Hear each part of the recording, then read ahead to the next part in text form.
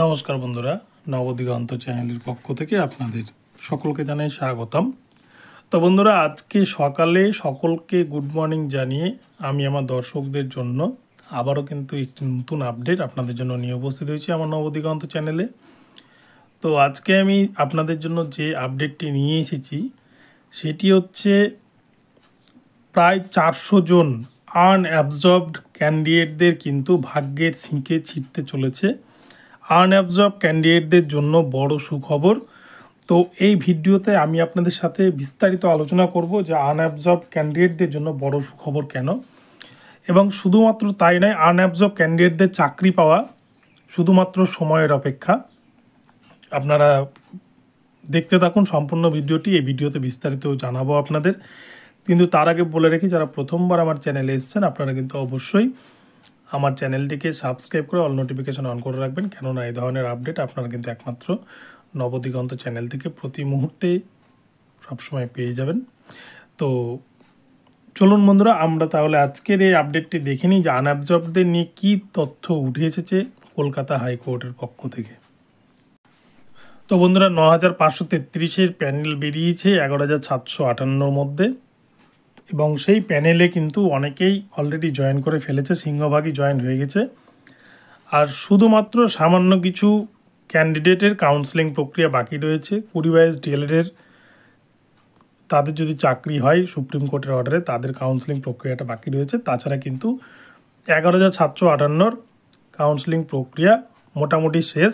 এখন শুধু ওয়েটিং লিস্টে যারা রয়েছেন তাদের পালা, এবং তারপরে আনঅ্যাবজর্ব ক্যান্ডিডেট যারা রয়েছেন তাদের পালা। তো আজকের যে আপডেট উঠে আসছে আনঅ্যাবজর্ব ক্যান্ডিডেটদের জন্য, সবথেকে বড় কথা, ওয়েটিং লিস্টে যারা আছেন, 5% ওয়েটিং লিস্টে যারা আছেন, আপনারা তো সকলেই চাকরি পেয়ে যাচ্ছেন, যেহেতু কাউন্সেলিংয়ের পর যে পরিমাণ ভ্যাকান্সি ফাঁকা থেকেছে আর কি নন জয়নিং সিট হিসেবে বা ক্যান্ডিডেট অ্যাবসেন্ট থাকার কারণে, তাতে কিন্তু সকল ওয়েটিং ক্যান্ডিডেটদেরই চাকরি হয়ে যাওয়ার কথা। ফলে এখন পড়ে থাকছে 2108 জন আনঅ্যাবজর্বড ক্যান্ডিডেট। এই 2108 জনের চাকরিটা কি করে সম্ভব সেটাই হচ্ছে বিষয়। তো তার মধ্যে আনঅ্যাবজর্বদের জন্য একটি বড় খবর কিন্তু উঠে আসছে কলকাতা হাইকোর্টের পক্ষ থেকে। আপনাদেরকে পুরো বিষয়টি বললে আপনারা বুঝতে পারবেন।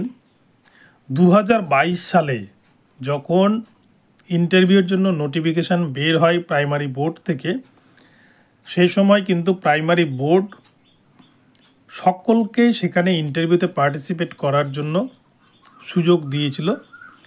ইন সার্ভিস, ফ্রেশার সকলেই কিন্তু সেখানে অ্যাপ্লিকেশন করার সুযোগ পেয়েছিল।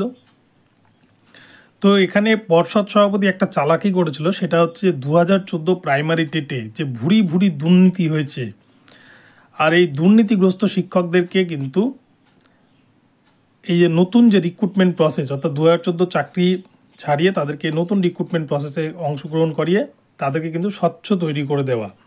আপনারা দেখেছেন 2014 প্রাইমারি টেটের ক্ষেত্রে ভুরি ভুরি অভিযোগ, সিবিআই চার্জশিটে ফেল করা ক্যান্ডিডেটকে চাকরি পাওয়ানোর ঘটনা, বিভিন্ন তথ্য কিন্তু উল্লেখ আছে। আর এই সমস্ত ঘটনার পরিপ্রেক্ষিতে যে 2014 নিয়ে একটা বঞ্চনার শিকার হচ্ছিল, চারিদিকে একটা কলরব উঠছিল, সেই কলরব থেকে বাঁচার জন্যই কিন্তু প্রাথমিক শিক্ষা পর্ষদ ভেবেছিল যে ইন সার্ভিসদেরকে এখানে 2022 রিক্রুটমেন্ট প্রক্রিয়ার মধ্যে ইনক্লুড করে তাদেরকে কিন্তু সাদা করে দেওয়া, এই হচ্ছে একটি বিষয়। কিন্তু এরই মধ্যে বেশ কিছু চাকরি প্রার্থী, অর্থাৎ যারা 2022 রিক্রুটমেন্টে পার্টিসিপেট করতে চলেছিলেন ফ্রেশার ক্যান্ডিডেট, তারা কিন্তু কলকাতা হাইকোর্টে মামলা দায়ের করেন বিচারপতি অভিজিৎ গঙ্গোপাধ্যায়ের এজলাসে। এবং বিচারপতি অভিজিৎ গঙ্গোপাধ্যায় সেখানে নির্দেশ দিয়েছিলেন যে কোনো ইন সার্ভিস টিচার, অর্থাৎ প্রাইমারিতে চাকরি করছেন এমন কোনো ইন সার্ভিস টিচার কিন্তু এই 2022 রিক্রুটমেন্ট প্রক্রিয়ায় তারা অংশগ্রহণ করতে পারবেন না। যদি কোনো ক্যান্ডিডেট অংশগ্রহণ করেন তাহলে তার বিরুদ্ধে কিন্তু আইনত ব্যবস্থা গ্রহণ হবে, এরকম একটা অর্ডার এসেছিল কলকাতা হাইকোর্ট থেকে। এবং তারপরে আমরা দেখি 2022 ইন্টারভিউয়ে যখন ইন্টারভিউ প্রক্রিয়া শুরু হয়, তখন বহু ইন সার্ভিস ক্যান্ডিডেট তারা কিন্তু কোর্টের রায়কে উপেক্ষা করে সেখানে ইন্টারভিউতে অংশগ্রহণ করেন। এবং রেজাল্ট যখন বেরোয় 31 জানুয়ারি 2024 তারিখে, যখন 9,533-এ প্যানেল পাবলিশড হয়, সেখানেও দেখা যায় বহু ইন সার্ভিস টিচার তাদের কিন্তু নাম অলরেডি প্যানেলে চলে এসছে, তারা কিন্তু মেধা তালিকাভুক্ত হয়েছেন। ফলে এটুকুটা অবধিও ঠিক আছে যে মেধা তালিকায় যে কেউ আসতে পারে, কিন্তু যেহেতু কোর্টের অর্ডার ছিল যে ইন সার্ভিস টিচাররা যারা বেসিক্যালি 2012 2014 সালে জয়েন করেছেন, 2014 টেটকে কেন্দ্র করে 16 বা 20 সালে জয়েন করেছেন, যাদেরকে নিয়ে ভুরি ভুরি অভিযোগ হচ্ছে, তারা কিন্তু এখানে জয়েন না করলে কোনো সমস্যাই হতো না। কিন্তু দেখা যাচ্ছে যে প্রায় 400 থেকে 420 জন মতো কিন্তু ক্যান্ডিডেট যারা কিন্তু ইন সার্ভিস হয়ে এখানে অলরেডি জয়েন করেছেন, কিছুজন বাকি আছেন, কিছুজন জয়েন করেননি, অ্যাপয়েন্টমেন্টকে অ্যাকসেপ্ট করেননি। তো এই জায়গায় দাঁড়িয়ে কিন্তু কলকাতা হাইকোর্টে নতুন একটি মামলা দায়ের হয়েছে। এই যে কলকাতা হাইকোর্টের যে রায় ছিল 2022 রিক্রুটমেন্টের যখন নোটিফিকেশান আউট হয়, তখন যে রায়টা ছিল যে কোনো in service primary in service teacher বা প্রাইমারি চাকরিরত কোনো শিক্ষক এই নতুন রিক্রুটমেন্টে অংশগ্রহণ করতে পারবে না। কেননা ইন সার্ভিসরা অংশগ্রহণ করলে ফ্রেশারদের জন্য কিন্তু সুযোগ অনেকটাই কমে যায়, আর সেক্ষেত্রে কম্পিটিশানটাও অনেক হাই হয়।